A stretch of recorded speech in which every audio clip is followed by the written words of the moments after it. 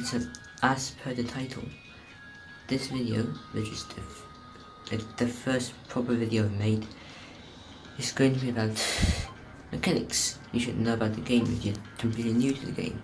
If you're not, you might not know some things about this video will cover. So you might as well stick around. Skip the first bit of the video because that's going to be really low level, like person who just started playing the game shit. And my accent. Why? Okay. So there are multiple types of weapons. A ballistic type weapon is very simple. There's a gun. A gun shoots bullet at a predetermined rate of fire. That's stated here. Fire rate. Fire rate. Yes, I completely lost the recording marker. I suck at this. So each shot deals the amount of damage that's stated on the damage, and after some reductions from the defense statistics of the enemy module that you hit, that damage will impact the health parameter of the enemy module. So that's ballistics. You have basically, I guess, 2 or 3 types of ballistic weapons. One's like the really high rate of fire type. The other's basically just the railgun and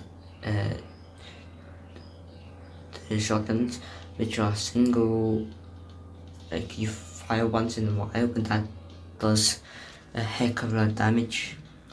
And finally you have the quantum rifles, quantum turret, captive cannon, which are penetrating weapons, which have a penetrating statistic. So normal weapons will not damage any modules behind the one they hit. A captive cannon or other penetrating weapon will. It per cell will reduce its damage by the penetrating damage statistic. So if it hits a module that's 1 cell by 1 cell, next module, which is also 1 cell by 1 cell, will take 89 times 45%, I believe, damage, minus of course defense parameters and whatnot.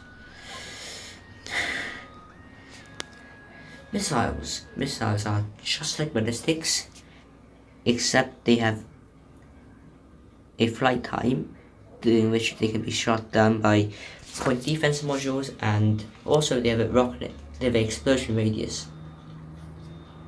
They also usually have much lower fire rate, but much higher damage. Missiles are optimal against armor, and I forgot to mention that ballistics are optimal against shields. That is the rapid firing ones. The other ones are decent against just about anything. Ballistics are in general really versatile weapons. They're good. They are good against anything, basically. And yeah, missiles suck against shields. Some say that missiles have a 50% damage loss against shields, which means that if a 15 damage missile hits a shield, it will only do about 7 points of damage. The explosion radius reaches through shields, so if the missile would hit it right here, it would damage this piece of armor. Which, wait, that's not, seems. Lasers at first glance have a very high damage per second. They have high damage, higher than even missiles, and they have really high shot per second. However, there are 2 types of missiles. Actually, I should have talked about the types of missiles before. I am jumbling my words. let's go back to lasers. There are two types of lasers. One is the fusion type, like these. The other is the normal type of laser. Normal type of laser is a normal type of laser. The damage minus the defense value multiplied by the shot per second is the damage per second. A fusion laser continues its beam for as long as the laser duration. In that time, the damage it does will scale up by some unknown factors that I do not have access to. Multiply that by shots per second and you will get the damage per second. Of course, there is the pulse laser, which is a normal laser but with a very high fire rate. Now, let's get to defense. The most basic form of defense, armor. An armor module has three different very important statistics. You can ignore mass, and mass does nothing. I don't know why they added it, it does nothing. Armor is a flat damage reduction against ballistic and missile modules. That's to say, sorry I had to cut, my sister interrupted me. As I was saying, a ballistic armor module has three different important statistics. Mass is nothing. I don't know why they added it. Armor is a flat damage reduction against ballistic and missiles. A say 5 damage ballistic shot, if it hits this armor, would deal 5 minus 3.09. I would disregard the 0.009 because I don't want to deal with it. So 5 minus 3 is 2, so it will do 2 damage, I guess. It will do 2 units of damage to this module. That will be deducted from the health. You should probably know how health works. Missiles are very effective against armor because they do a lot of damage, and the flat damage reduction of the armor value is nothing compared to the say 15 that the smallest missile does, or even if we compare the highest armor value. This an upgrade, by the way. This can reach over 20, 22, whatever when upgraded, but we ignore upgrades for now. My impact missile does about like 38 damage, whereas a mine shot can do over 74. So yeah, that's pretty powerful against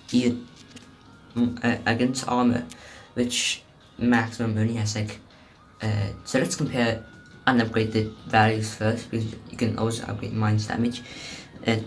This deals a whopping 60 damage against the 800 health module, which doesn't seem like much at first, but then you compound with the literal thousands of bullets, whatever you want to call them, that are going to hit the armor module, and that's a lot. The second important statistic is actually there are 4 important statistics. One is important for all modules, but let's ignore it. The second important statistic, reflect. The reflect is a percentage base reduction for lasers, so that that reduces the DPS quite significantly, making them not as OP as they would at first glance appear to be. Let's take the solar armor, because I don't want to deal with 55 reflect. That's just painful. A 50 reflect solar armor, which by the way also generates power. That's what solar armor does, but has worse stats as an exchange, so it's not really that good. A 50 reflex solar armor against a 100 damage laser this armor will take 50 damage if a 100 damage laser shot it. However, if a 50 damage laser shot it, it will only take 25 damage. Health, as you know how health works. So, the solar armor is, as I said before, a worse armor, but you trade that for power generation. Steel armor consumes no power, but doesn't generate any power at all. Reactive armor, however, consumes power, but its stats are significantly higher, but not really significantly, but its stats are higher than a steel or even solar module. I think that's how English works. So yeah. And we have two special armor types, I guess. One is plasma. Plasma reduces penetrative damage by penetrative ballistic weapons. Yes, really low statistics. It's meant to serve as like a temporary armor to tank the first few shots of penetrating armor. Yeah. Let's not talk about builds. Then just the ballistic armor. Now, rapid firing ballistic weapons can wreck shields, and so they made the ballistic armor to counter or something. I don't really know. So ballistic armor hard counters ballistic weapons, but it sucks against the lasers, as the description says, as it only has a 1% reflect. So 99% of the damage of the laser will go through, which is really high DPS, really high. Next, there's of course the shields. They're different size shields. I should switch to a bigger shield to demonstrate the benefit. I don't really use it. Ignore that flash of. This, by the way, is a meme build. It sucks. Don't use it. As I was saying, shields have different sizes. There's the standard, I think this is called a combat shield. There's a bunker shield, which sucks in most situations. There's a this is not war shield, this is battle shield, which is bigger, so it offers a bigger shield radius. And a war shield, which is the biggest of shields and offers the most health, etc. The Mark II version of the combat shield offers more health and more regeneration, which is a factor in the shield. I'll explain that in a bit. For more power, actually I shouldn't be explaining this. So shields have 4 discounting power use, which is a very important statistic. 4 important statistics. One is shield radius, which determines how much area the shield will protect. It is represented in game by a blue glowy circle. As you can see, this blue glowy circle is where the shield protects. It then has shield strength, which is how much damage it can absorb before it goes quote unquote down. If the shield goes down, it means it can no longer protect modules behind it. Now, and then there's shield max regeneration and regen speed. It's not really clear how this works. So basically it regenerates the shield by the regen speed per second. So here it's 20 health points per second. However, we have no idea up to the maximum of 100, so it regenerates 20 per second until it regenerates 100 hit points. However, we have no idea if it regenerates instantly after every hit, if it regenerates, say, after the shield goes down, and if it regenerates after the shield goes down. Does it pop the shield back up when even the tiniest bit of health is restored, or does it pop the shield back up only when the maximum regeneration? So I think I was talking about shields, the phone ran with battery and lost the last clip, so I'd redo it. So after shields, that would be point defense. Point defense. The point defense turret has a percentage chance to intercept inbound missiles. Different versions of it have different chances, and you can upgrade set chances to get better chances. Then there's junk launcher, which launches trash basically into the arena. Inbound projectiles, etc., lasers get interrupted by the trash as if it were a cell. The trash pieces that get shot out has, I believe, a 0 to 9 a health value between 0 and 9, and no other defense statistics. So laser cleans them pretty easily. However, it's pretty effective at stopping, say, penetrative ballistic weapons, or any weapons with a low fire rate. So it's usually used to counter captive cannons, which have a high damage value but are very big, and you can't fit much of them on the ship, so each shot is critical. This acts like a module when faced against penetrating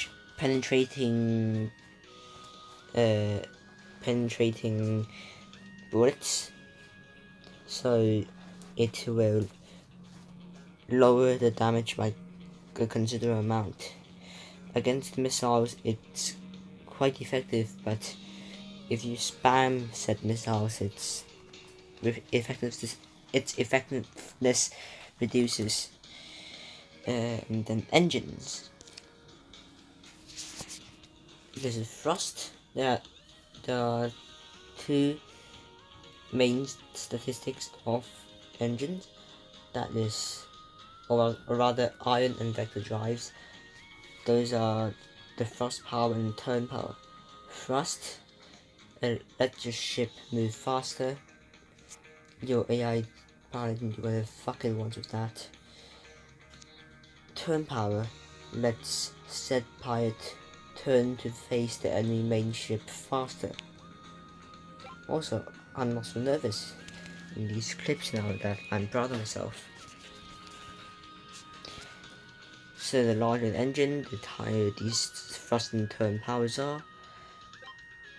But of course it takes more space. Engines can only be placed in blue cells such as these half blue and half white cells. You can place other modules in, but also engines, while in the blue cells you can place engine modules in there, but you can't place other modules in there. The next type of engine is the vector engine, which, as the description says, gives up on forward thrust, so your ship's gonna move really slow. It's gonna turn really fast. A vector thruster provides 7,000 turn power, whatever that means, over that of a large iron drive while being half its size.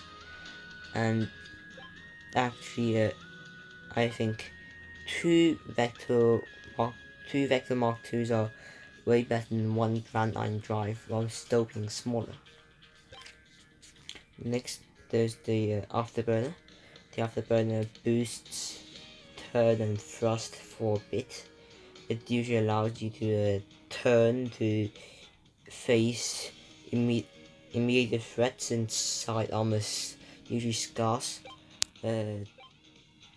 my Sentient build has in a few spots very little side armor, and turning is critical to avoid multiple shots striking those parts. That's where the Afterburner comes in. Of course, the Grand Iron Drive and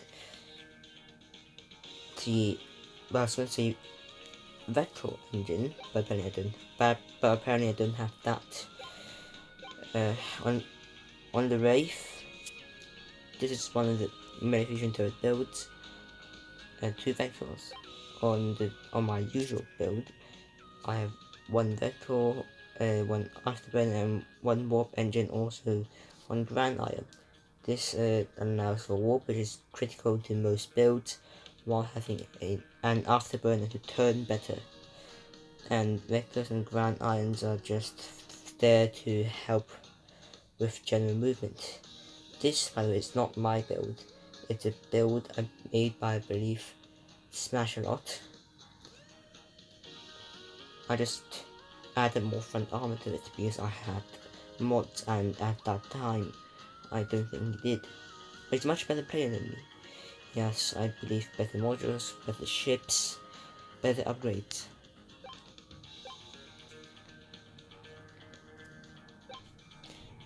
The warp drive, it allows you to teleport, as I'm sure you already know. Its main statistics is just the warp force, which through a formula, which I will show you right now, determines how often you warp. The more you warp, the better. In the early game, you might want to warp second, because that allows for multiple shots at your side or even flank. But in the late game, those shots don't really matter that much anymore,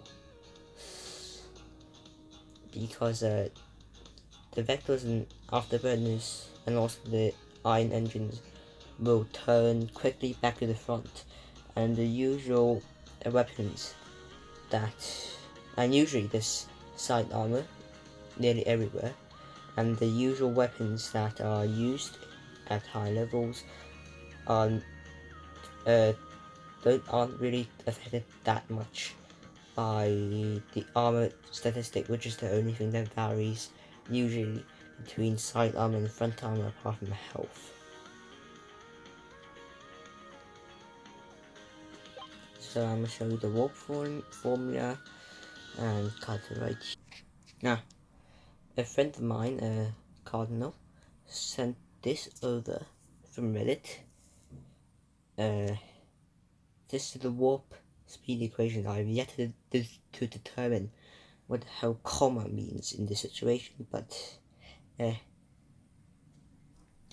default is 12.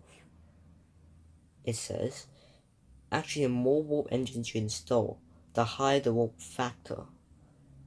But I believe the more warp engines you install, the less effective they are. So the difference between, say, 1000 and 1010 warp engines is really going to be minimal.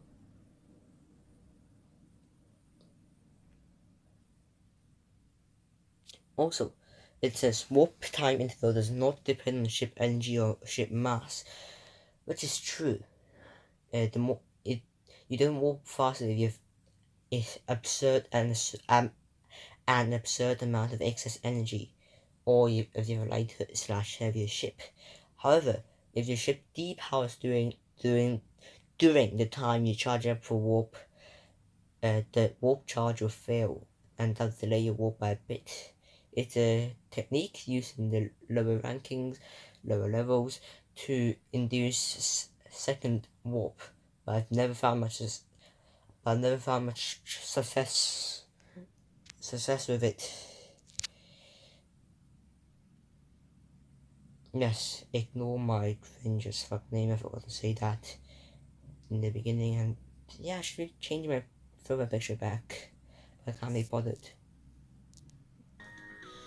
So that is about it. for this video. I think it is at least. In the upcoming future I'll talk about builds, I suppose, and I'll get on my alternate account and maybe do a progression tutorial series, I don't know. But if I do that, I won't be covering the epic engineering challenge route, since my account is really old and doesn't have the epic engineering challenge.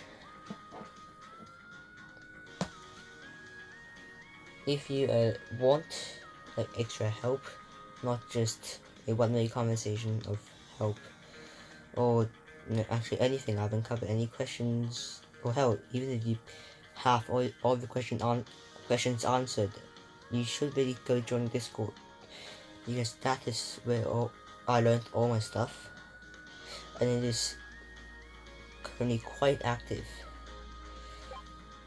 I'll put the link in the description. I think that's what people say.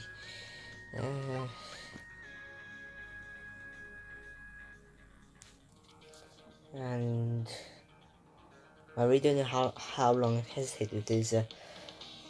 I have no idea how to do an outro. I suppose I'll see you guys next time. If there is a next time, hopefully there is. Hope I remember to do it next time. Bye.